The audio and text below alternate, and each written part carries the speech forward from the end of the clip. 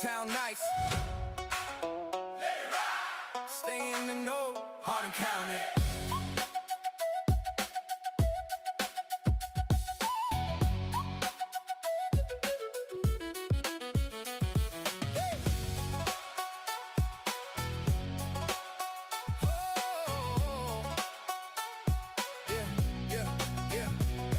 Phone on silent, but the county talk loud. Hardin Local got the whole town down. From Radcliffe Road to the E-Town Square. If it's going down, you'll hear it right here. Nate got the scoop when the business grow. Nate's business buzz, let the whole town know.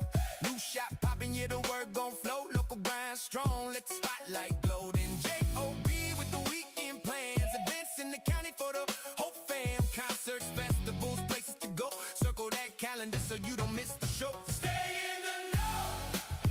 Hardin County. Hardin Local. Let it ride.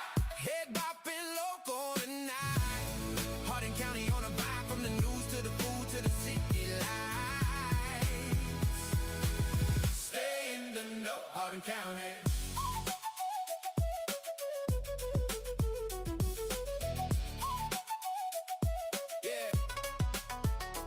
Rachel got the numbers when the market move.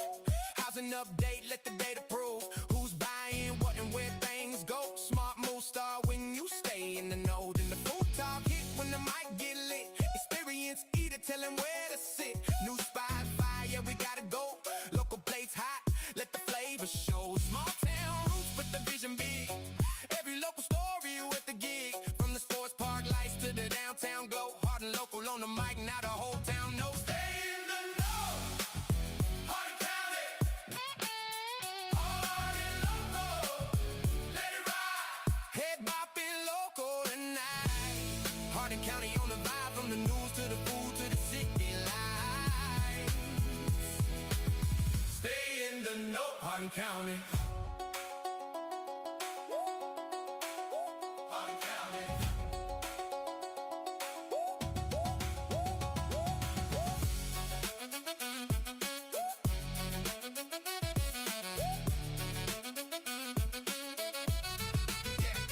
Feel on the vision since day one go. Built it from nothing, now the whole town know.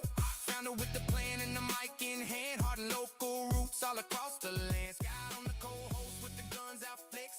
Sleeveless every season, what you gonna expect? Keep it real, keep it loud, keep the people fed. If the shirt got sleeves, then it's left on red. From the mic to the street, from the town to the show.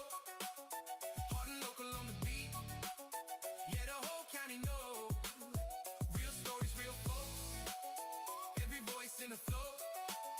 Hardin County stand up. Stay in the know. Hardin County. Hardin Local. Let it ride. Head bopping local tonight. Ooh, let us ride.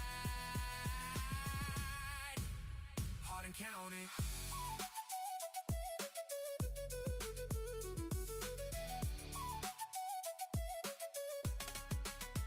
Hardin County.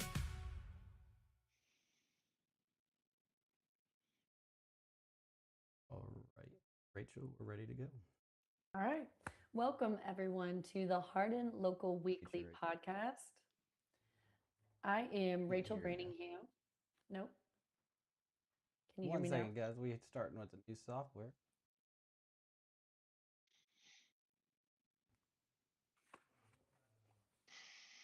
All right, go for it. now? Okay, awesome. Welcome, everyone, to the Hardin Local Weekly podcast. I am, of course, Rachel Brantingham. And yes, I am back. Thank you to Phil and the crew for holding it down while I was on a short family vacation. It is good to be back home in Hardin County. And what a show to come back to. In just a minute, the Kentucky State Treasurer, Mark H. Metcalf, he joins us live. Thank you, Mark, for joining us, because there is $11.3 million sitting unclaimed right here in Hardin County. And this Friday, his team is setting up at the Government Center to help you claim yours. Here's your homework. While you watch, have you ever found unclaimed money? Search the list, found a forgotten check, an old account. Drop your story in the comments, and we're reading them at the end of the show. Then, through today's show, one of my favorite traditions in the county, we've got White Mills Days. It is back, and it's its 51st year. That is August 14th and 15th. And Laura Nall from the White Mills Civic League is with us to walk through the whole weekend. Welcome, Laura. The parade's new route, the duck race, the secret recipe barbecue chicken, all of it. We are spreading that across the show, so stick around. Plus, Jon's got the calendar, and Saturday, it's a big one. We've got a charity beard competition. Jon, you better have entered. It's at the American Legion. We've got a regional 3-on-3 soccer at the sports park, and so much more. And of course, I am back with your housing market update. Phil and Scott, you did a fantastic job last week. In fact, maybe even better than I do it. The numbers are going to be very interesting, and I think they'll spell out a little bit of maybe what sellers and buyers are feeling in the current market condition. And of course, as everyone knows, Nate Bryan is here with our business buzz, and there's some cool things happening. So, all right, real quick, I want to introduce the crew to you. I've got Phil Tall, who is he is actually the founder of Hardin Local. I've got Scott Lucas, who is my co-host. I've got Jon O'Brien, who does events and happenings. Nate Bryan with business news and updates. We've got Britton and Michelle should be joining us from the Experienced Eaters. And of course, you all know me. Before we get rolling, Hardin Local is on Spotify, Apple Podcasts, iHeartRadio, and Amazon Music. So if you listen to podcasts on any of those platforms, please follow us there. Everything lives at hardinlocal.com. The full weekly events calendar, every past episode, segment articles, and the email newsletter. Sign up so you never miss what we cover. Follow us on LinkedIn, subscribe on YouTube, and if you're watching on Facebook right now, do me a favor and hit that follow button. We love to interact with you throughout the whole podcast, so drop comments, questions, events, and business tips in the chat. We actually read those live. And shout outs, personal, business, make sure to drop them in there as well, and we'll read them at the end of the show. All right, so I teased at the top, $11.3 million unclaimed in Hardin County. I am so curious about this. That's a lot of money. Phil, take it away. All right, before we get rolling, we have a special guest joining us. We're honored to have Kentucky State Treasurer Mark H. Metcalf with us for a few minutes. Treasurer, thank you for being. It's an honor to be here. Thank you for the invitation. Yes. Let's start with the basics. A lot of folks have never heard of the Unclaimed Property Program. What is it, and how does everyday money go missing in the first place? Unclaimed money goes missing just like you lose your keys sometimes, or you forget to lock your doors. Unclaimed money, unclaimed property includes not only cash, it includes bullion. We're holding bullion, we're holding jewelry, and precious metals in addition to, let's say, in addition to silver bars that we are holding. And all of this very secure under lock and key. Unclaimed property is the deposit your college graduate made with a landlord but forgot to collect before they moved back home to a job. It is overpaid insurance premiums, unclaimed death benefits from an insurance policy. It could be an uncashed paycheck that we come into possession of as unclaimed property. The expression that it escheats to the state is an accurate use of the word, but Kentucky does not believe in owning other people's property. So no escheats are permanent, and we try to get property back as quickly as possible to those who own it. So we have a very, what we call lean forward type program. The unclaimed property that we're talking about today that was mentioned, $11.3 million, we're going to be hosting a roadshow at the Government Center in Elizabethtown on Friday from 10 until 1 p.m. That's an opportunity for Hardin Countyans to come visit us. We'll look at their claims. We'll help them make their claims, and then we will very promptly get their money back to them. Um, that's it in a nutshell. But presently, we're managing in round numbers 11.2, or excuse me, $1.2 billion of Kentuckians' money. Okay.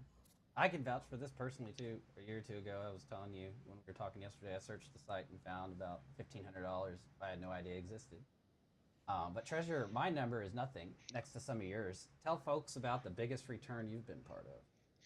Well, I personally facilitated the return of $1.7 million from an estate, a man who passed away in Garrett County. We knew nothing of his ownership of this property. It wasn't included in his estate. And the way we obtained it was we were noticed by his brokerage that there were accounts that had gone dormant. And after 3 years, they sent to us the money. I called the family after I realized the identity of the person. I knew the family personally, and I told them that this asset was not included in their loved one's estate. Um, in a period of about a month, 5 weeks, we returned to them $1.7 million. How did this happen? He would frequently brag in a nice way that he could live on $2,000 a month. What he wasn't telling his family was that he was saving his Social Security and his retirement income into several brokerage accounts. He was managing those accounts not on a home computer, a laptop, desktop. He was actually managing them at the Garrett County Public Library. He did not save the password, so no one knew to look for this property. And even if they knew, they couldn't have access to his accounts because they didn't have the passwords. The result was that we were holding $1.7 million, which we returned earlier this year. That's the biggest amount that I have personally been involved in returning. That is quite the claim. So Friday, this Friday, July 24th. Actually,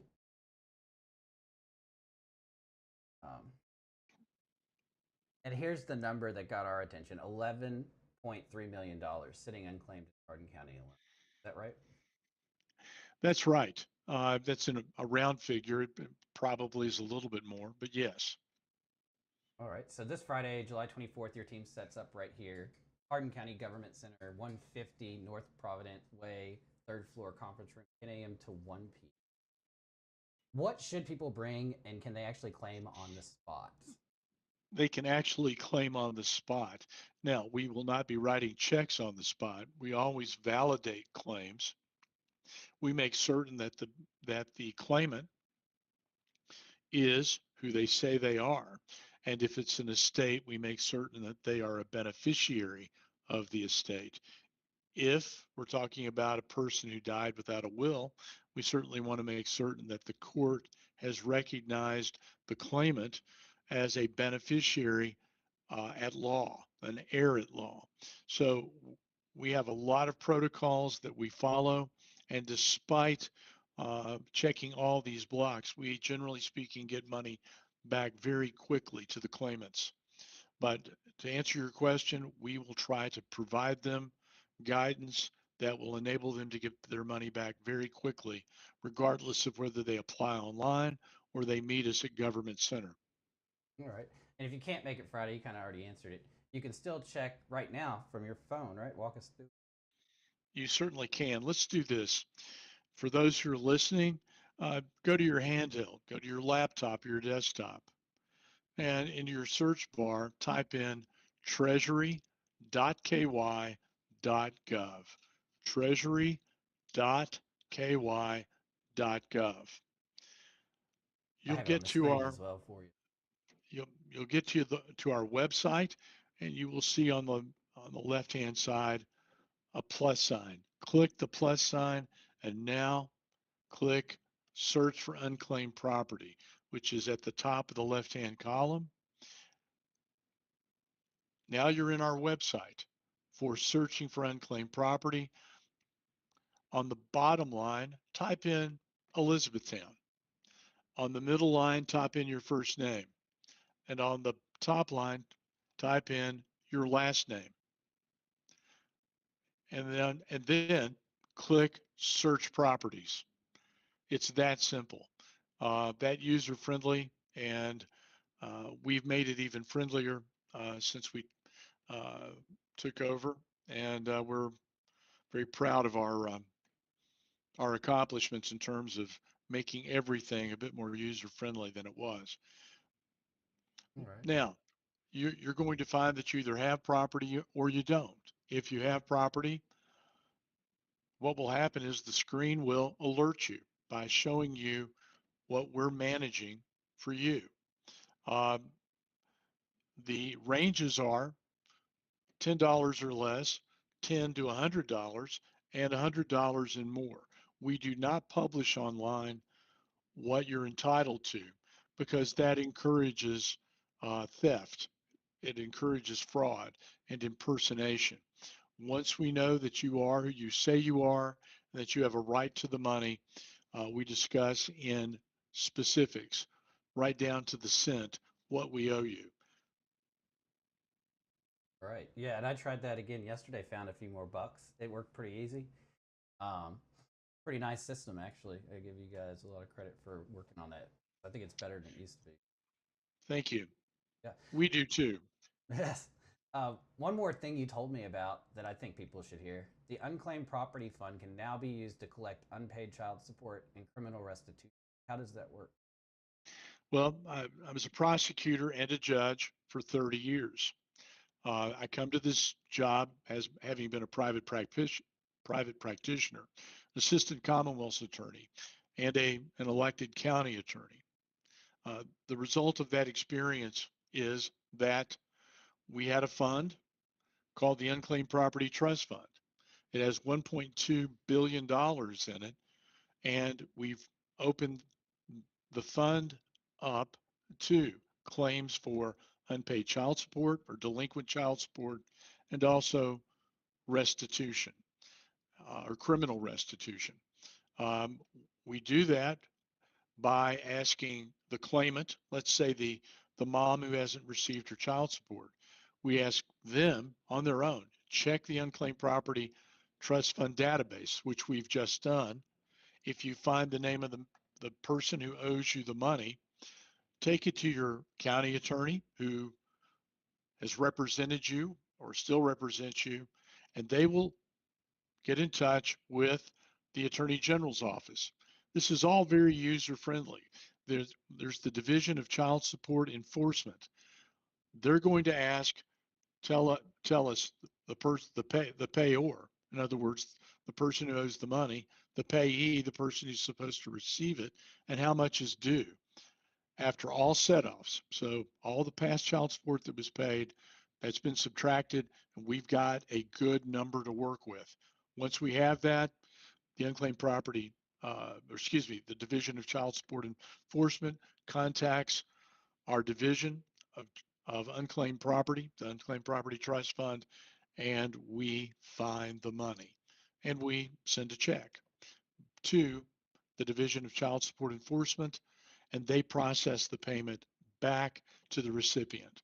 Now, what I've described to you may sound like a lot of steps, a lot of blocks to check. It actually is very simple, happens very quickly, and we're very proud of the system we've set up. We've also done the same thing for restitution, criminal restitution. Recently, a $5.2 million fraud judgment was handed down in the Eastern District of Kentucky. That's the federal district in Lexington. The courts contacted us. They found that $40,000 was in our accounts that belonged to the fraudster, but not anymore. We set off against that judgment by sending to the courts $40,000, which was then distributed to the people who've been defrauded of their money. We also are collecting court costs, fines, and restitution. So it's the same thing that we would do as a county attorney, we're now doing as the state treasurer's office. That's good information to know. So I know we covered a lot of information there, and the message is pretty simple. It costs nothing to check. There's 11.3 million waiting right here in Hardin County, and the team will be at the Government Center this Friday, 10 to 1. Let me put it back up for you guys so you can see Hardin County Government, Friday, July 24th, 10 a.m. to 1 p.m. If you can't make it, search anytime at treasury.ky.gov.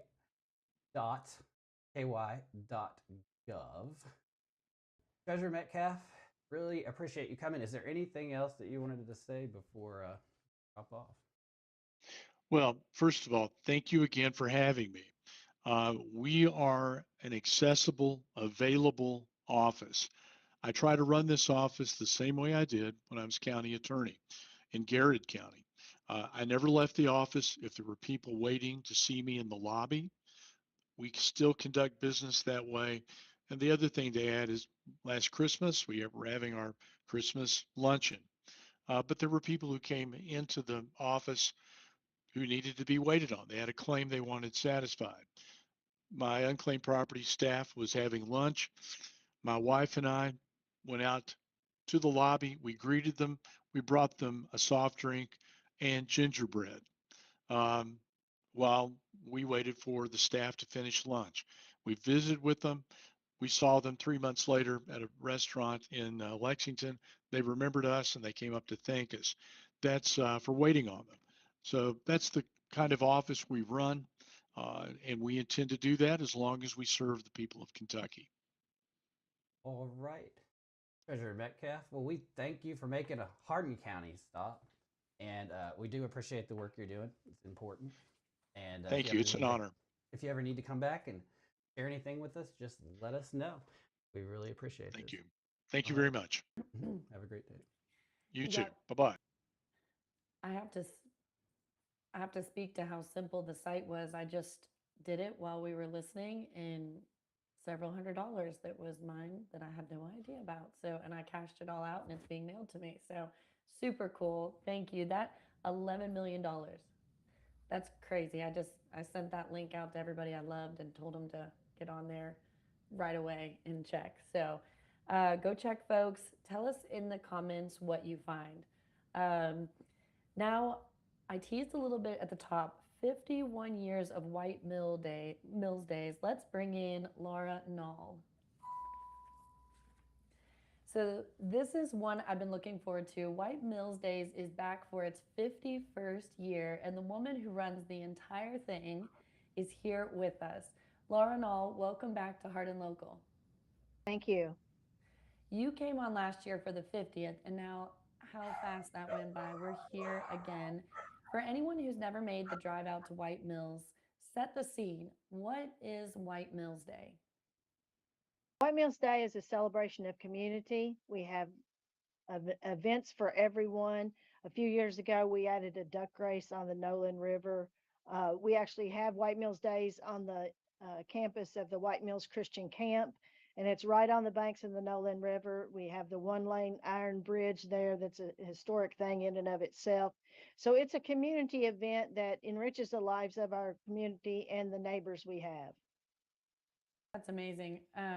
Scott, did you have a question you wanted to specifically ask?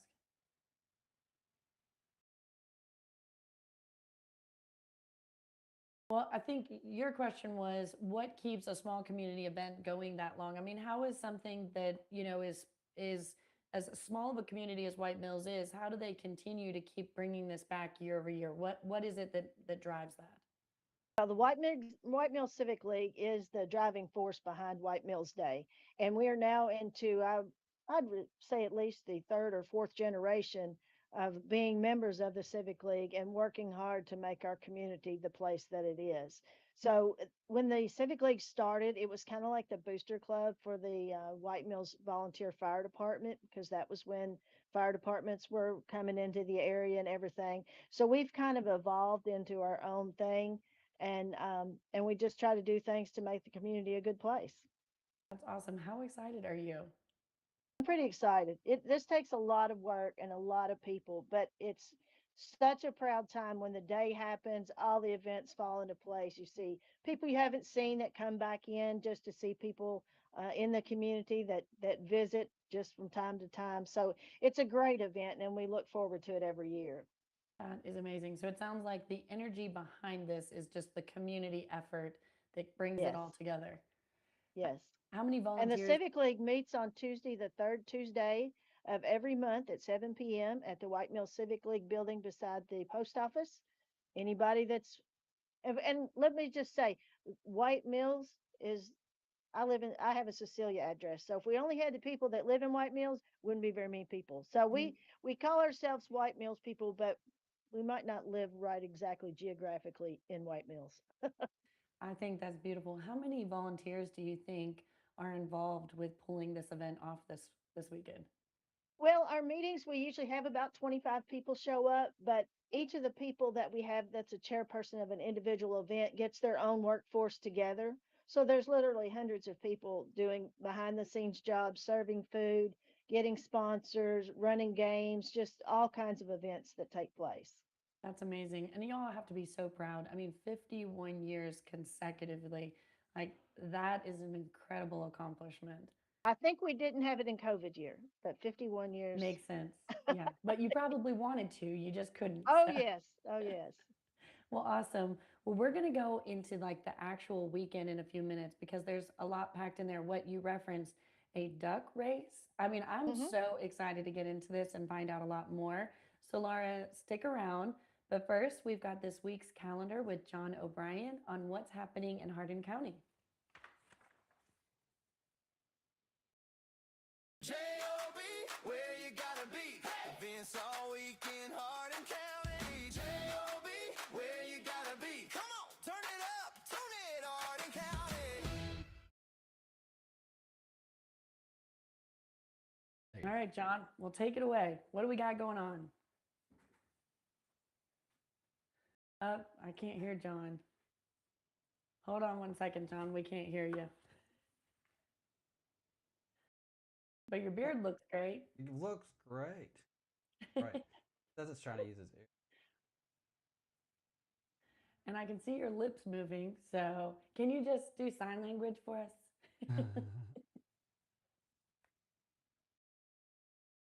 I knew that event was happening. You're right. I think it's the AirPods. It's. Oh wait, got you now. Hello, hello. Yes, there you are. All right, yeah, all right. So let's go. Yeah, I was just saying no. I mean, I know some sign, but no, I don't. I could not say the whole thing in sign language. Um, but yeah, we got a lot going on. Being the beard is a big part of it this weekend. We got Beardmerica III Revolutions going on this Saturday.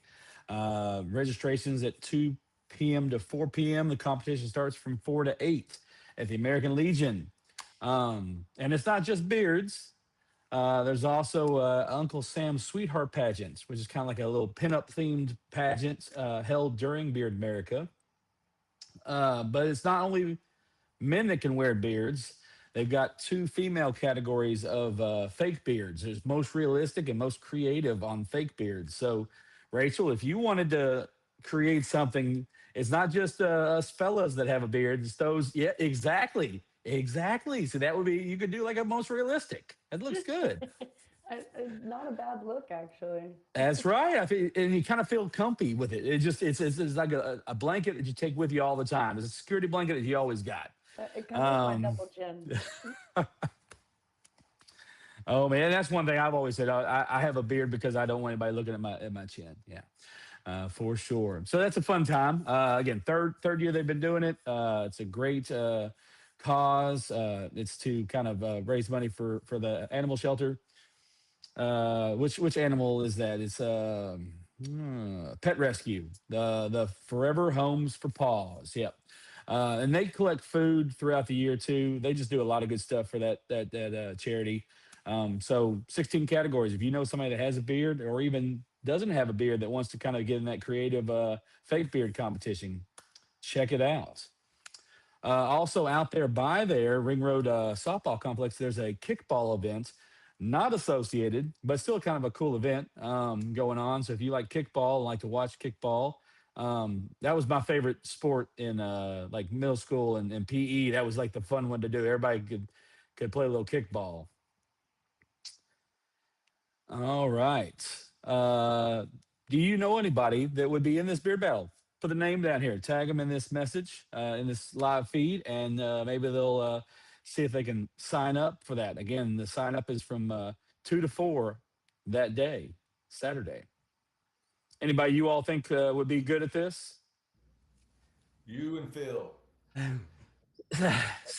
I've always been approached by people that have beard clubs and they're like, oh, you should. I'm like, I do this because I'm lazy. I don't like to take time to trim or shave. I have a beard because I'm lazy, and also nobody wants to see this without the beard. I'll tell you that right now. I think I'd like you to dig out from the archives a picture. I want to see a picture of Jon without a beard. Oh, if you want to see it, there's one on my Facebook profile pictures. Just if anybody wants to find it, go there. It's a public thing. Nobody wants to see that though. It's still there, but I think it was probably that was 2010. That's the last time I was fully shaved. I did it right before I got married. And I was about to donate my hair, and I wanted to see what I looked like with no beard and long hair. So that's what it was, and it's not good.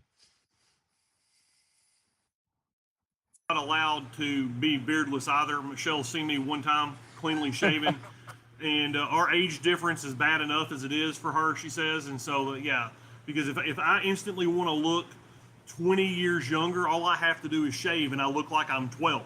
So, yeah, I mean, so the beard is a necessity in the McDowell family. That's it, yeah. And mine's weird because I couldn't even grow a beard till I was like 20 or so. Like I had it was clean shaven until I was like 20. Not even shaving. I didn't even know how to shave. But it just came all on. Eli was the same way, very patchy until about 21, 22. And now he looks like Grizzly Adams. His beard and hair are the same length. Yep. It just comes on like that. But again, if you know somebody, tell them to head out to this. It's a great cause. Great people running that. Check it out. But again, we got other things going on this week as well. If you like that comedy, there's the Americana Tour, Jeff Heffron at Crown Point on Friday, nationally touring stand-up comic. He was on Last Comic Standing, the winner. Comedy Central, NBC, Netflix credits. He's all over there. He will be in E-Town this Friday. Also Friday, we got Art Unscripted, After Dark. Friday at Water's Edge, 7 p.m. is when the doors open. 8 to 11 is when the show starts. If you want to get in there early and have a cheaper ticket, $30 in advance, $35 at the door. It's going to be live art, comedians, a violinist, DJ, spoken word, light bites. So those little things you want to eat and kind of enjoy the evening and not get too full, they got you taken care of. Also, Kevin Jaggers is going to be at Bourbon Barrel Tavern. He's always one not to be missed. So if you're out and about and want to hear some good music, come check it out at BBT. There is also a 3-on-3 soccer regional at the Sports Park, 3 p.m. on Saturday. Under the lights, boys and girls, 6 and under to 19 and under, plus adult divisions. Division winners will punch a free ticket in the Nationals in Panama City Beach. So that's kind of a cool thing to kind of get into that next level. Also, we've got a 82nd Guam Liberation Kentucky celebration going on in Vine Grove. Bring a side dish if you want to bring something to eat. All those side dishes are great. I made something this past weekend for my buddy Steve Hackett. Today is his birthday, by the way. If anybody doesn't know Hollywood Hackett in town, you need to know this guy. He's a fun guy. He loves trains. That's why I'm wearing a train shirt for his birthday. But I made this side dish. It was like a elote pasta salad. It's killer. So that would be a good little side dish. If you guys want the recipe, comment below and we'll get that out to you too for this Misquam celebration. All right, full week. Again, everything we can't get to, it'll be on the Hardin Local page. If you guys have any questions about anything, let us know. We'll let you know. But all this info will be on the Hardin Local page. Go there. That'll have all your info for you. Yeah, and I wanted to bring up real quick that we have some comments. I can't put them on screen yet. The new system will. I'll have that ready for next week. But I'm going to go ahead and read a couple because they have to do with events. First Yeah. of all, we had David Mather. He said, "I'm at home on the front porch watching through Facebook on my iPhone." Well, David, we appreciate it. Keep watching. And then we had Bussin' Food Truck. Bussin' Pizza Truck. Excuse me. The food trucks will be at Phillips Grove at 4 to 7. And then Farmers Market 5 to 8 tonight is planned. Truck lineup may change because of the possible weather threats. And also we have April Patterson who said, "Babyface Brit, something special."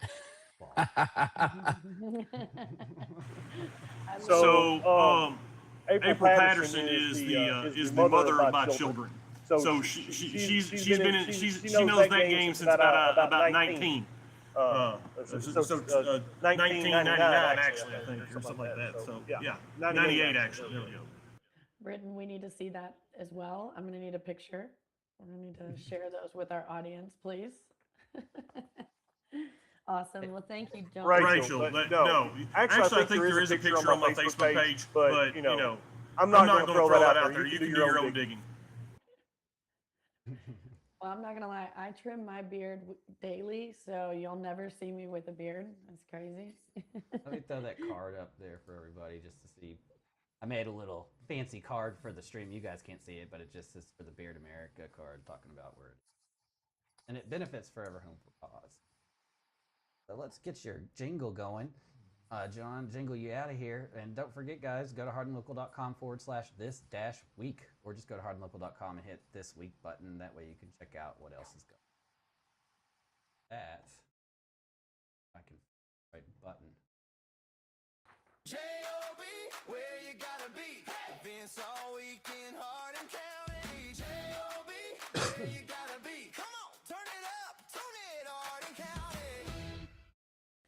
All right. So speaking of events, we are back with Laura Nall and White Mills Days. That's August 14th and 15th. So do me a favor, pull out your calendar and go ahead and mark that you're going to want to be at White Mills Days on August 14th and 15th. This is going to be an epic event. So Laura, let's walk through it just a bit, and let's start with Friday night first. What can we expect if we're attending on Friday evening? On Friday night, we open up at 5 p.m. with concessions and vendor openings. From 5 to 7, the West Hardin Fire and Rescue will sponsor a Touch a Truck event. That's a big one for the kids. They get to climb in an ambulance on a fire truck. Last year, we even had Air Methods air ambulance land, so they could take a look at that. So that's a very popular event. And all events are pretty much free. We have the pedal pool registration for kids and adults alike. It's weighted in, class weighted. So even up to adults can do the pedal pull. We'll have a cakewalk, mini train rides. We have a putt-putt golf course set up. We have a free kids zone with prizes that the kids can win. And it's so family friendly because it is free. They can play as often as they want, as many games as they want. There's a baby contest that starts at 6 o'clock. Also a pet show. Baby contest actually has categories from newborn to 3 years old. At 6:30, there's a hog calling and a husband calling contest. There you go. Think about that for a That while. husband calling. Yeah, can What's you that tell me all about? Like what's like that? nobody's home, right? How many times you got to call before they answer? So yeah, anybody that I'm pretty loud, but I've never entered the contest yet. But yeah, they'll get to one side of the field and the other side of the field and see who will answer and who won't. So that's a lot of fun. And this is all just community based, clean, fun, kind of old school carnival type games. Just something just to simplify life, not a bunch of video games and things. It's all just clean community fun. We also have the Little Miss and Little Master contest, so that'll be from 4 and up. And we have beauty contest categories all the way up to the age of 21. So there's something for everyone. Now at 7:30, it's going to be our 4th annual rubber duck river race on the Nolan River. Now, if you've never seen this, you need to make plans because 500 rubber ducks in the Nolan River. We put them in upstream, and they look like they're not really moving, but then all of a sudden they get to the dam and they all fly different directions going over the dam. And then they race, and when they get under the bridge, there's a person wearing an actual rubber duck ring, and the first three that come to him are the winners. The first place winner wins $300, second place $200, and third place $100. So for a $5 donation, you get a duck with a number. You won't actually touch your duck, but you'll know your number, and that's how you win the race. So anybody that wants a ticket, we'll have them available later today, and you can just text me or put a message on the White Mills Day Facebook page, and you can purchase your ducks and hope you'll be a winner. How One fun is news that? flash for this whole thing. We have Michael Breen with Breen's Lens that is going to drone video the rubber duck race this year. This is a first for us. Usually you watch the race from the bridge, but as we all know, the White Mills Bridge is closed right now. There is a space that you can stand on the beach by the river and watch, but this will allow us, we're hoping to simulcast where it'll be live on Facebook, and you can actually watch from wherever you are to see this race happen. So we're crossing our fingers we can get that going, but for sure it will be on for Facebook by video later on if it doesn't get simulcast. But we're really looking forward to that. I think that's really going to be impressive.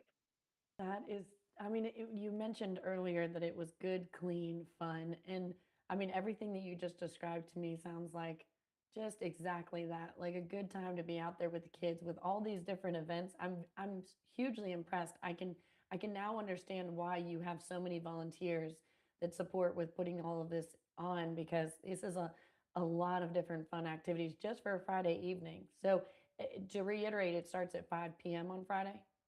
Starts at 5 p.m.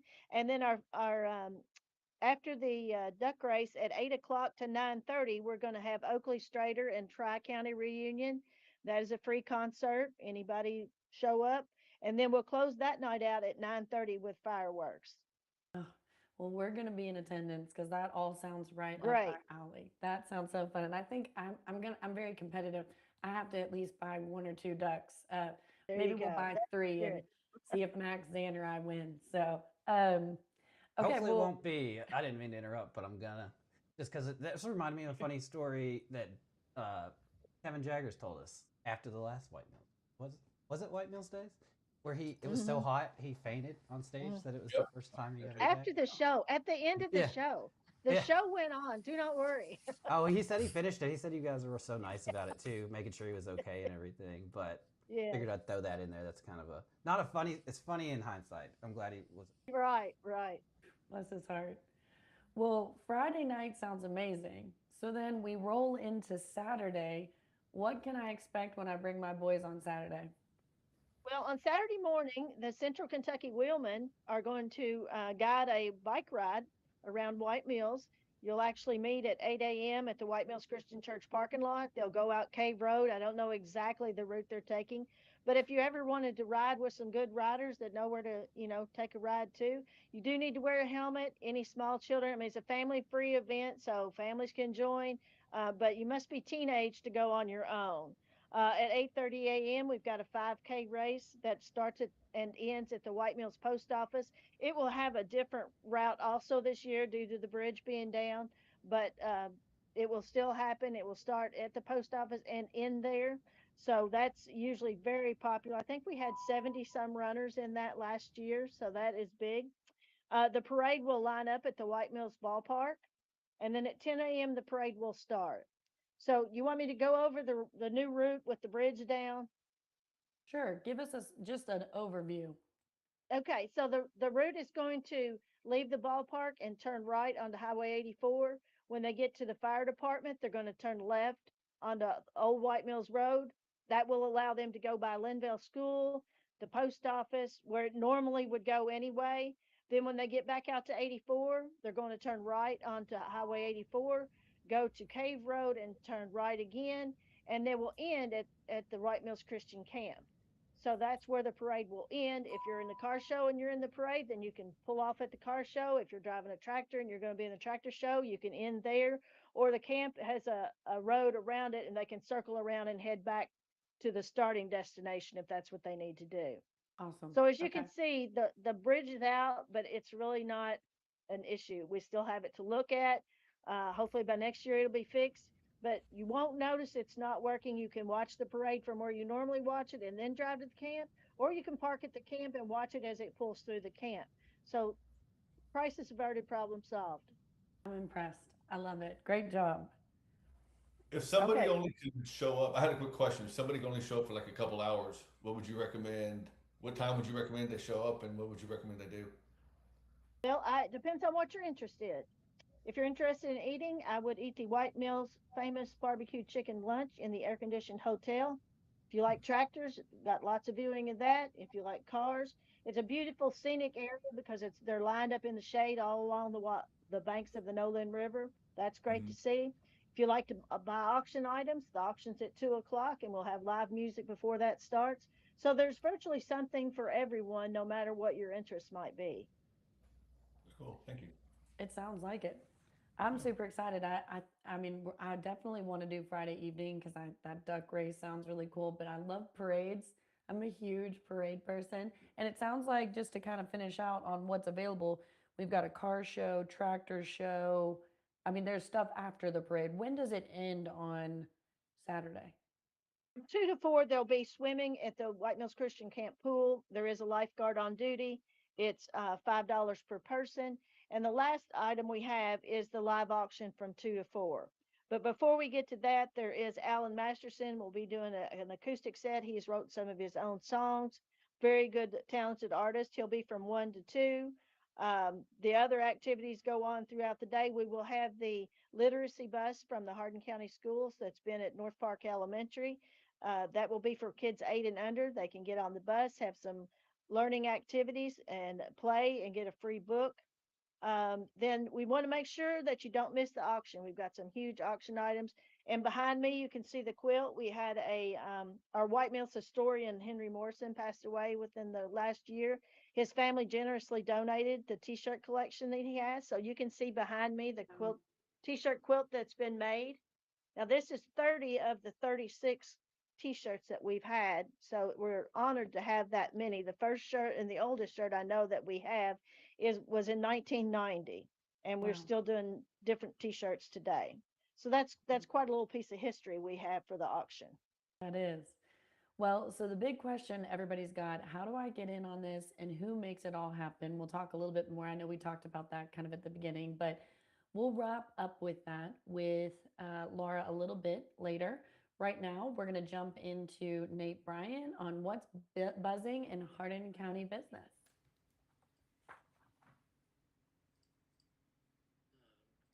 If business is buzzing in town, Nate already knows it's Nate's Business Buzz. Yeah, Nate's Business Buzz.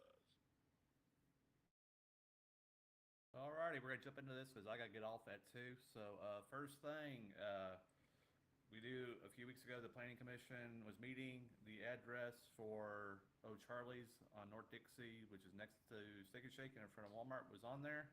Turns out, as I've been told by people that were there, O'Charlie's will be closing. I do not have a closing date, but O'Charlie's will be closing. The site will be flattened, and in turn, we will be getting the county's first Chipotle. So we manifest destiny that one finally. And Seven Brew number 2 will be on the way. Seven Brew's already rocking and rolling on Mulberry, backing up traffic to that lovely roundabout. I went the other day, got my pictures, I got some drinks. But yeah, so I do not have an opening date for either one. I don't have hiring for either one, but I do know they will both be prefabricated. Seven Brew will not have indoor dining. I was told Chipotle would have some indoor dining and some patio dining. Like that, right? Rachel. The girls ran out. Yeah, the girls ran out and got us all free There you coffee. go. So I went out the other day. I ate at Wendy's. I didn't know that they were doing it. And then Courtney and I came back later. It went pretty quick for us. Like, I think we were in and out in 15 minutes or something. So didn't see the backup that some people did. And people tend to forget, we remember what happened when Chick-fil-A opened. We remember how bad Dixie got. So be prepared, folks. So that is on the way. Again, don't know when O'Charlie's will close. I do know that some people said that them and Ruby Tuesday, it's hard to get gift cards anymore. So hopefully they give people a heads up so they can still use their gift cards. I think that's just good business practice, as opposed to just leaving them hanging or have to drive somewhere else to use them. All right, if you're driven by Town Mall, the other side of Dixie, lots of signs are up. Bath and Body Works has its sign up. It will be on the front left, what I call diagonal. That's where Phil and I talked about this. We have if you go to Hardin Local, you can see the whole mall breakdown. But Bath and Body Works is the front left part of the split, where they split it into two. There's a walkway that'll be down there. Right across from Bath and Body Works is Vision Works, which will be moving from North Dixie next to Namaste. Their sign is up. Next to Vision Works is Sierra, which people are excited for a second about. Hello. Now up. What's up? Let me fix that for you guys. All right.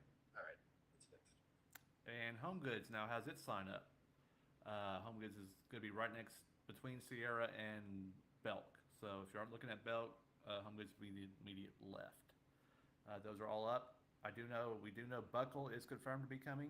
Buckle is in that middle walkway that's blocked off, and I don't have a drone or a super camera. So if the sign is up for that, I don't have it. Spencer's will be going in that middle walkway as well. They are coming back. If their sign is up, I do not know. JD Sports, we know, is going in that back area, or the walkway, basically finish line part 2. I don't know if their sign is up. I just know what I can see, and I can see the 4 signs. And I also don't know if they're ever going to be rebranded as City Center. That was originally part of it. You can go check News Enterprise. It goes way back. Once everything was said and done, it was going to be rebranded as City Center. I don't know when or if that is happening. Another day, and these two are right across from each other. I don't know how all this happened. One side of the road by Central Hardin, Zaxby's is going to be going right next to Central Hardin. The sign is already up. I think they would call it plywood, drywall, I don't know, but some sort of exterior is already up. Last time I'd been out there, it was just metal only. Now they have some sort of exterior structure. It is up. It's right next to the Central Hardin Freshman Ring, right next to Wendy's. And then right across the street, I have confirmed again, Burger 21 is the plan for Pizza Mavens. Pizza Mavens before was Texas Outlaw. Before that was Bruins Den, which I think that's when me and John grew up with it. It was Bruins Den back in the 90s. I forget when it closed. It became Texas Outlaw. Texas Outlaw was open there and did really well. Then Texas Outlaw built its big new one. And then it was empty for a while. Then Pizza Mavens had to breathe in there. So that is everything going on. I don't know when Burger 21 will be opening. I do know, due to the setup being a pizza restaurant and just how old that building is, it dates to the 90s. So it's probably at least 30 years old by now, because I'm pretty sure it was open in 95 or 96 for me and John. So it might have been open there before that. I can't remember the exact year it opened, maybe 92, 93. I remember walking to it several times when I was a Central Hardin student. I started a Central Hardin student in 99. Burger 21's 95. He said been coming spring, and you're telling us not to hold our breath. What's the hold up with that build out? Let me rephrase that. You said Burger 21's been coming since the spring, and you're telling us not to hold our breath. They said it could be months. Okay. Yeah, I don't expect it in 2027 at all. Last time I took pictures in there, they still had some of the original tables from either Outlaw or Pizza Mavens. Doesn't look like any work's been done at all. I think they're just still surveying and figuring out what the renovation plan is going to be. And we all know that renovations are up right now as far as prices. The parking lot's been done, no, the signing has been done, no windows have been done. They haven't even formally announced it as a new location yet, so I would expect 2027 at best, but I don't expect anything in the next few months. Now, Zaxby's, I think, was shooting for fall, so I'd expect that I'm sure that Zaxby's going to try to definitely get open while school's in session, while sports is in session. That makes complete sense. But Burger 21, I don't have an opening date for. Nate, with 4 national retail signs at the mall all at once, who else would you be expecting to see maybe come to it? And of course, you think this is probably just the beginning of kind of that comeback. Do you expect it to fill rather quickly? Yeah, I think they will. But turning that ball inside out took a while, but I think it looks a lot better. I don't, but I like the way it looks. I like to be able to park right where you want to go and get out. I think that little walkway, it's gonna have some greenery space and stuff. Will give us some. Will add to the ambiance. I've been told 360 is coming back, so I expect them to go in there. So there's another fashion show. Phil and I talked about it whenever we did our thing. We have seen Burlington on a couple blueprints. I think that's the big box store that people are hoping goes next to Bill's. They're shooting for a big box. We do know that TJ Maxx and them have. I mean, I could see Maurice's. I mean, there's a couple other ones that Francesca's, I would think, would be maybe a fit like that. I don't know if it'd be that big, but there are similar brands that I think they're trying to bring in. But I'm pretty sure that's going to be. I mean, I think this is just me thinking Dick's Sporting Goods could fit there. So it's a very vertical spot, not a very wide spot. Uh, but we know Buckle is on the way. We have seen Dave's Hot Chicken. They are bringing in at least one restaurant, so we don't know who the restaurant is yet. We know Chicken Salad Chick's been looking in the area. They're gonna have a landing spot somewhere. But yeah, I think when it's all said and done, I would bet most of them, if not all of them, are filled with somebody that they know and a name that we trust. I just don't see like a local small business taking that. Plus, we know it's the mall, like it's the recognizable, it's the name. When you think of North Dixie isn't North Dixie without Town Mall and Walmart. So we know the rent's probably very high, but in return you get the mall. So Right, exactly. Awesome. Well, thank you, Nate. I feel like there's a lot happening. I don't know about you guys, but I'm super excited about Chipotle. I am a Chipotle fan. I cannot wait. It is not the same as Qdoba. They are two different things, and I don't like when people compare them. So, of course, all the girls brought Seven Brew in. Like we are fans of Seven Brew. So all this exciting I think I've growth. shared like 10 different posts about Seven Brew. People get their free drinks by now. Oh, we're having a great time over here at the office today. So, all right, awesome. Well, we will The uh, business is buzzing jingle in you out. town. It already knows it's Nate's Biz Buzz. Yeah. Nate's Business Buzz. Thank you, Nate. Later. Bye, Nate. See ya. All right, guys. Well, we are on the last stretch with Laura Nall and White Mills Days. Laura, if folks want to be a part of it, vendor maybe, or just come out, how does that all work? If they want to be a vendor, if they'll go to the White Mills Day Facebook page, just drop us a note with your email address. We are full on our food vendors, but any other kind of vendor is more than welcome to set up. It's very reasonably priced to set up a booth there. We have tons of space, so there is no, oh, we don't have any more room. There's plenty of room for everybody. I do want to mention our food trucks though. We have Sunny Boys Barbecue, Sunny Girls Cafe, Poncho's Mexican, and the Cupcake Caboose. All those will be there on Friday night and on Saturday. And both days, the White Mills Christian Church will be having a fundraiser. On Friday night, we'll have hamburgers and hot dogs. On Saturday or Friday night, we'll also have pork barbecue. And then on Saturday, we'll have hamburgers and hot dogs. So that's in anticipation of our new church building that will be relocated out of actually White Mills city limits. Awesome. There you go. So then costs for like a family to come out. What are we looking at as far as costs for the different activities? The only thing you're actually going to pay for kids is going to be the cakewalk, and I think it's 50 cents a walk. Pretty cheap. We have sponsors that cover all the kids zone. All the play with the kids zone is free. Like I said, as many times as you want to play, we have some terrific prizes. We have sponsors that have give away gift cards and passes for different events. That's another thing with our auction. We do family fun packs.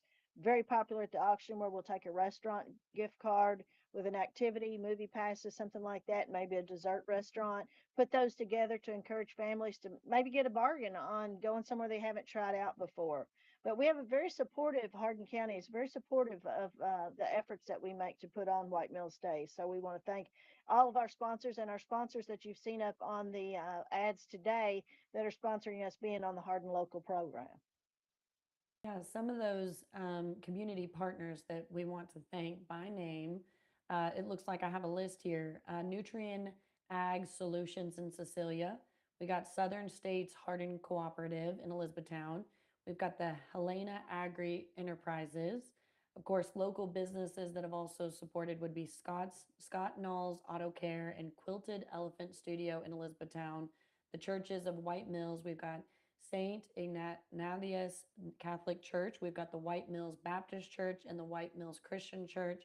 And it looks like Sheriff John Ward, who is, of course, making sure that we have safer streets and a stronger community. So that's quite a lineup. Did I miss anyone there? It is St. Ignatius is Thank you. the Catholic churches. You're welcome. Thank you.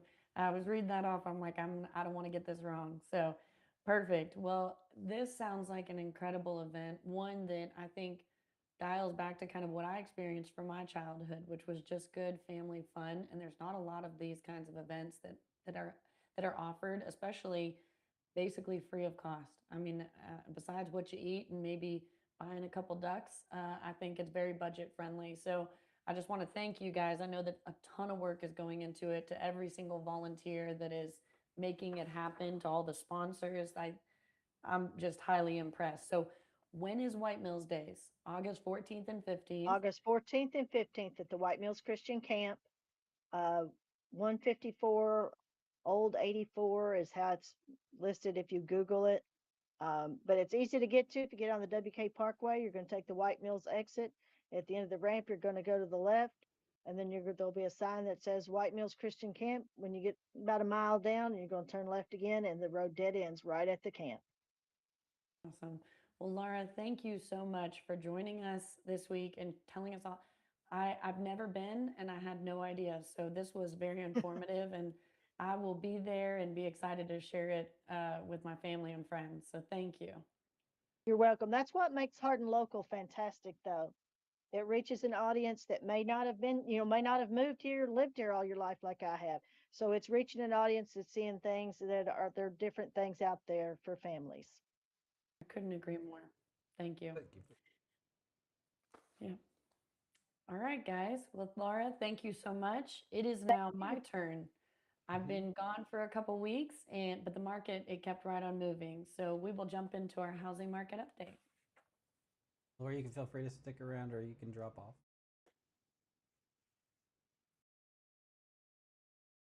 Let me get your jingle going. Can't start without it. We can't. Rachel's got the numbers, who's buying, who's selling, what's hot on the block. Hardin County housing market update. Hey! All right, guys. Well, I'm going to jump into our housing market update. As always, I'm Rachel Brantingham with the Brantingham Group of Keller Williams Heartland. Every week, I look forward to breaking down the numbers for you, but I also have found it so much fun to break down the numbers for not only myself as I operate in real estate on a daily basis, but also for my team. And so it's so interesting because we've started to watch the trends, as I'm sure you guys are as well. I'll talk to clients and they're like, yeah, we are specifically considering selling because of what we watched on Hardin Local. So if you're ever curious to see the real trends in real life with the graphs that Phil has created, make sure you go to Hardin County or hardinlocal.com housing market update. It's all on the website. But let's jump in today's numbers. All the information I bring to you guys is located on the Hardin Kentucky MLS, specific to the last week, which is the 14th to the 21st. We do cover a 30-day time period in some of our numbers. So I'll just jump right in. So we had 34 new listings that came to the market last week. 23 homes went under contract and 20 families moved into their new homes. 3 listings expired and 7 sellers withdrew their homes from the market.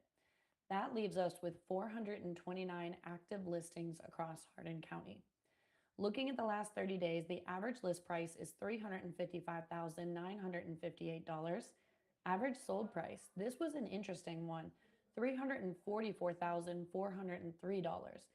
That is the tightest gap we have seen all year. That is the tightest list to sold gap. So, it's exciting because sellers are getting a lot more close, a lot closer to like what they actually are listing for in return on their properties. Median sold price in all of Hardin County is $299,945. Our highest sale from last week, this was something I added. I don't think we'll have this posted on the graphs on hardinlocal.com, but this is just, I thought it was an interesting thing.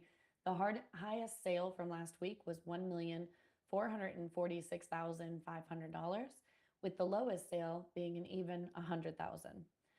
Homes are averaging 80 days on market. This is an interesting stat, guys, because we've been sitting in the low 70s for a long time, and we have now jumped up to 80 days on market for a couple reasons. One, July 4th is the most traveled holiday of the entire year.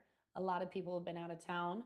Also, the weeks surrounding July 4th are the biggest vacationing time frame of the year. I know everybody I talk to, they're either gone on vacation, returning from vacation, or getting ready to go. So, it's just a busy time of year. Everybody's out with kiddos doing fun things. And so I do expect over the next couple of weeks there to be a little bit of a push on real estate again, because I think as people return home, kind of that realization that, oh my goodness, school's about to start. Then we experience the holiday season, and we don't want to be in this home for another Christmas or another Thanksgiving or another New Year's. And also, they might even realize, hey, we're not in the right school district that we want to be in long term. So I expect to see another push before we reach kind of that seasonal slowdown that is a holiday time frame. So sellers right now are receiving 96.75% of their asking price. That's pretty darn good. I think two things are happening here. One, sellers are getting more realistic on what the sales price actually needs to be to move their property. And so because they're being more realistic, they're actually getting more for their home.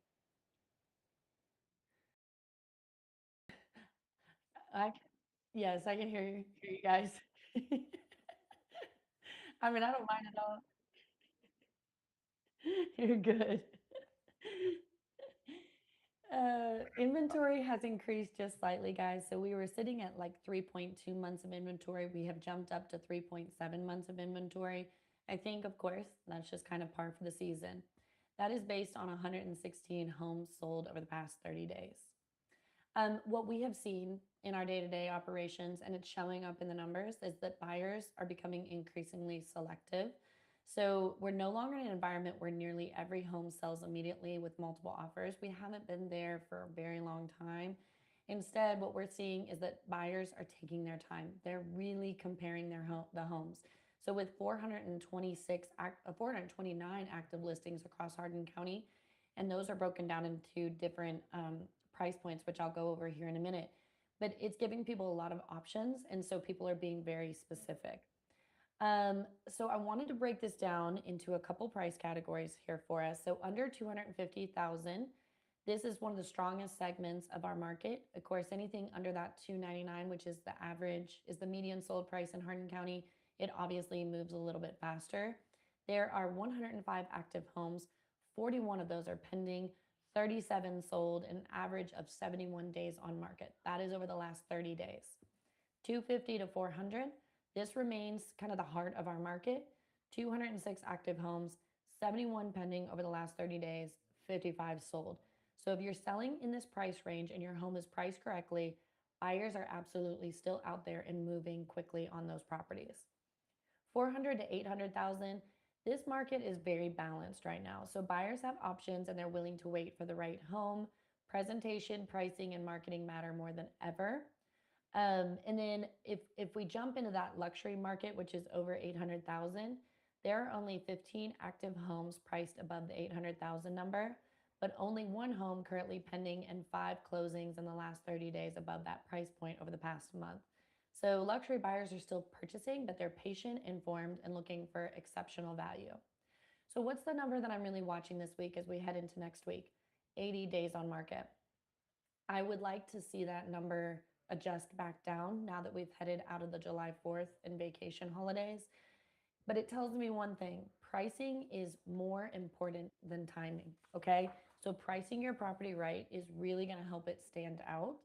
Um, one last little thing: mortgage rates continue to hover in the mid sixes, depending on your credit.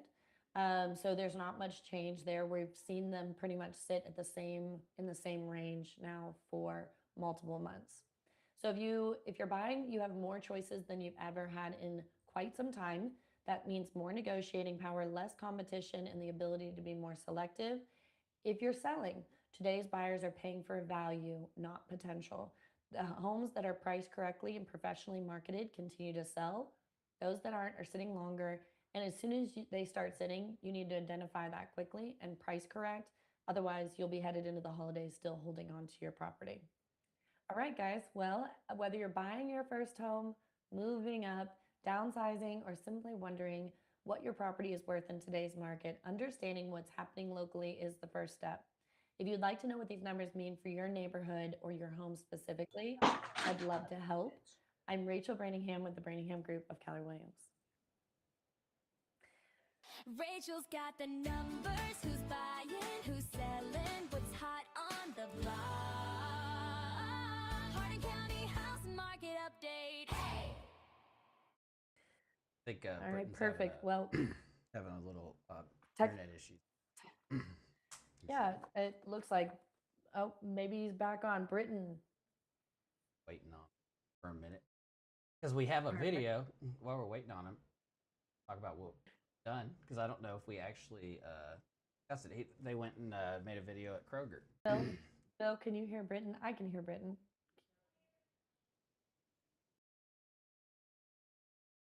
In the back side. He left and then I don't see him in the.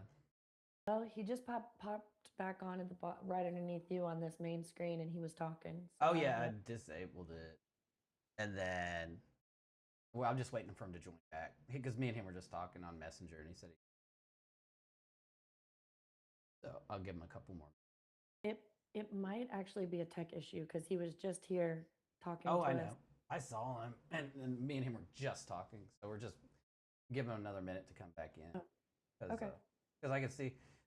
Hey, everybody, we have a new video system. We're working out the bugs on it too, so we can hear each other in the background, and sometimes it's not on screen. That's what Rachel's little hiccup was a minute ago. I was trying to tell Scott something, whisper mode, and it somehow ended up in her ear too, which is probably very distracting. At least we weren't talking about Rachel or saying anything mean. I mean, it's... No, it was funny. I just couldn't tell who could hear it. I'm like, I was dying laughing actually inside. I was like, this is too funny. Yeah, so we'll give him a couple more minutes. We'll see if he does, or another minute or two. But we have a video. Is there a video that we can watch? We can, but we're gonna have to do our own voiceover because there's no audio to it. So I was hoping that Britain would be on there. See if he can join. You just join by your phone. All right, but in the meantime, while we're waiting on him, I guess we can go ahead and check the comments real quick. Yeah, let's do that. See what else. David Mather. Thank you very much, David, for helping me figure out about that audio issue with Nate. Nate's audio was a little low at the beginning, and I was able to fix that because of David. Appreciate that. And you guys, audience, do a great job of that. Feel free to always drop it in the comments if you're having issues so that we can get them. Sometimes I usually can tell the difference, but not often. There we go. We're here. That's great. Well, we're ready for you. Let's get over here to Skin of my teeth, right? Oh, look at that. Oh, you guys can't see it. If you're on Facebook, you'll be able to see. We have a new screen, which looks great. But anyway, go ahead, Britton, and let us know. What do I need to let you know? Can you hear me okay? Yeah. I'm here. We can hear you great. Just wanted you to go ahead and set up what we're going to be watching. Okay, so, the Experience Theater is all about the food experience. And so, that also involves some time in the kitchen for me. And Michelle, we definitely like to entertain, like to cook. And so I guess it was Sunday night, we decided to go out and take a look at the new Kroger out there on Ring Road, because with such a big facility with everything they have, we want to check out what they had for some specialty items, grab, eat and eat, grab and go. And so we got a little walkthrough coming from the Kroger, and I'm gonna tell you something. I was impressed. Of course, the last grocery store walkthrough that we did was Jungle Gyms up in Cincinnati, and so Kroger, the new Kroger is not a Jungle Gyms by any means, but I was impressed. They've got all kinds of stuff for about anything you need. So the setup is the parking lot's a little crazy, which I guess Rachel, in the real estate world, is designing parking lots left up to somebody that has no understanding of flow and efficiency. Um, Between the traffic circle, the 37 ins and outs on the turns, it was a little bit of an adventure on parking. But once we got in the store, man, we saw some phenomenal things. I haven't made it over there yet, but I'm super excited to go. You're about to see a little bit. Let's get rolling. Now, there's not a lot of audio on this, which is kind of good because I was having issues with it. So we're going to be voiceovering it. I can't really pause it either. I haven't figured that out yet. This is the first one we've done where we weren't in person. This is the first remote one we've done with this software. So if you tell me to mute, if you tell me to pause, I won't really be able to. So let's get it. Hey guys, Experience Eater here. We're in Elizabethtown, Kentucky, and we're going to come check out the big, bad, brand new Kroger. So let's go see what they have for us. I don't know if you can see it yet. Can you, Britton? No, I can't see it. I haven't seen anything that's been put up all day. All right. Yeah, that's right. I have a different way of doing it. All right. We're going to do it this way. The screen's going to be a little smaller, but at least everybody else will be able to start it. Hey guys, Experience Eater here. We're in Elizabethtown, Kentucky, and we're going to come check out the big, bad, brand new Kroger. So let's go see what they have for us. Depending on what part of the world it is, it's not Kroger. It could be. I know a lot of people that call it the K. Roger. I've never heard that one. So what they got here? Sushi? Yeah. They got. So yeah, this looks like this is a lot of some of what I call grab and go stuff. So they've got sushi. There's a chicken counter. They've got a big deli. In these fresh fruit bowls. For somebody that's busy and on the go, I mean, this place is set up perfectly. 4 or 5 o'clock, roll in, grab what you need, go home, feed yourself, feed the family, and be ready to go. So I mean, I think that's going to be a big approach or a big appeal to them, being able to do that. But they also have they've got a very big cheese section. Here I'm at the butcher section, and I'm actually having a custom cut done. This is a whole bone-in pork loin. I saw this at one of my favorite food reviews that we've done this year at B&N Market. Now here they've got all kinds of kitchen supplies and wares. That's pretty cool. There's not really a kitchen supply store unless you go to a Restaurant Depot or something like that. So to have a big selection like that's pretty cool, right there with everything that you need. And then of course, you get into dairy. The produce department is huge. And I mean, I saw a little bit of everything. Everything looked great, looked fresh. And so, I think that's one of the things that when you have a big, a big building, big operation like this Kroger, I think the variety is one of the things that will draw a lot of people, because they have those unique and specialty items that you're not going to be able to get at the corner market or at the running in. The bakery and some of the, like I said, the grab and go stuff looks phenomenal. And overall, is it somewhere I'm going to go shop every week? Probably not, just because I'm in the north end of the county. But if I need something special for an event, or I need something special for a meal that I've got planned for somebody, I think that it's a place that you can go and definitely have a little more variety. Some of those specialty things, I think there was 2 or 3 aisles of pasta that have that as an option, somewhere that I can go and be able to get what we need, entertaining or planning that next event for us. The custom cuts at the grocery store butcher counter. That's a real throwback. What did you get, and was it actually different from the case? So what it is, it's an entire pork loin. So pork loins come and it's like the back part of the pig, and and then you've got the T-bone looking pork chops are there in the front. You've got, and then you get back into just like the single bone, and then you get into just the pork loin. And so this was a Berkshire pork loin they had. I had them cut it to where basically it's going to be bone in like kind of like a New York strip or one half of a T-bone, and I'm going to roast the whole thing on the smoker, and then I'll be able to then serve it by the bone and carve it up to go along with it. I saw this being done at a restaurant called Being In Market. It's out in Baghdad. They're all over social media, blowing up right now, and that's how they do their smoked pork chop dinner. And it is.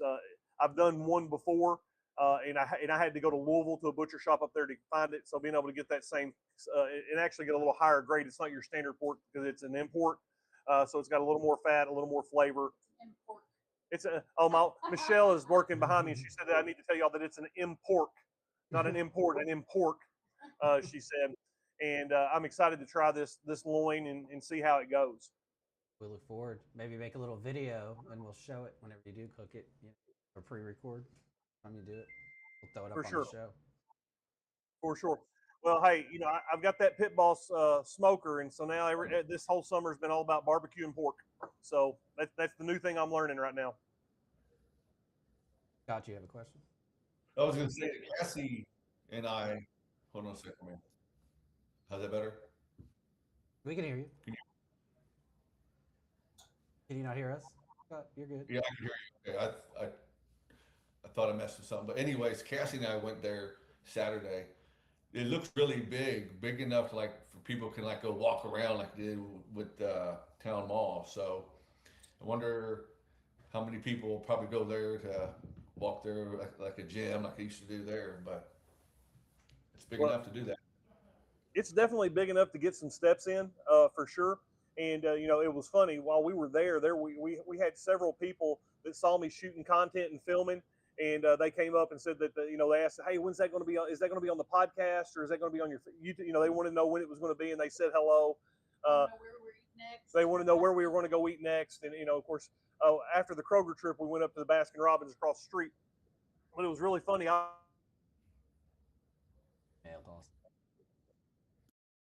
think it's that's pretty cool when we run into the Hardin Local fans, and then also the experienced Cedar fans.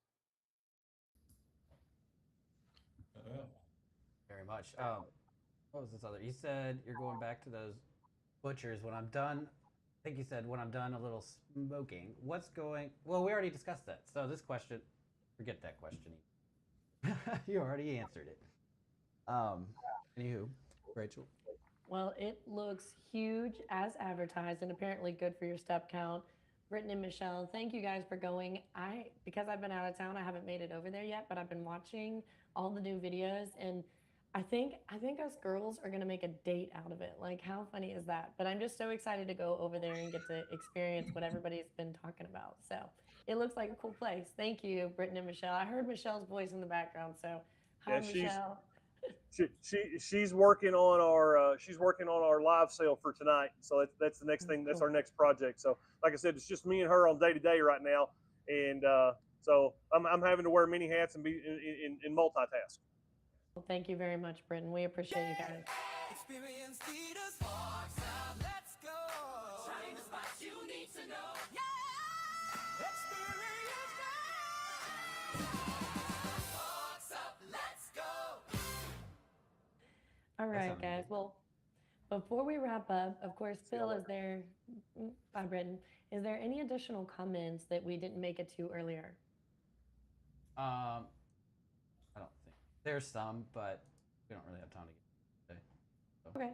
Thank you for your comments. Usually we have time, but today we just Perfect. All right, guys. Well, here's how to stay connected with Hardin Local. HardinLocal.com. You make sure to go there, sign up, subscribe. You're not going to want to miss the weekly events calendar, every episode, segment, articles, housing page, and newsletter. Follow us on Spotify, Apple Podcasts, Amazon Music, iHeartRadio, LinkedIn, YouTube, Facebook. You can't escape us. Just follow us. The big reminders, the Unclaimed Property Roadshow is Friday from 10 to 1 at the Hardin County Government Center, or I did it with seconds, treasury.ky.gov. Super, super easy. $11.3 million of unclaimed money. That's crazy. Of course, Beard America is Saturday at the Legion for the Animal Rescue, and Circle August 14th and 15th for White Mills Days. It's the 51st annual event. Phil, Scott, you all lasted till the end. Thank you. Nate, Britton, and Michelle, and Jon. Appreciate all of y'all being here today. And guys, thanks for holding down the fort while I was out with my kids. So, and to everyone watching, thank you for being part of the Hardin Local community. We'll see you back here next Tuesday, same time, same place. Until then, support local, stay connected, and enjoy everything happening right here in Hardin County. Have a great week, everyone. And be nice. Peace out. Be nice and kind, right?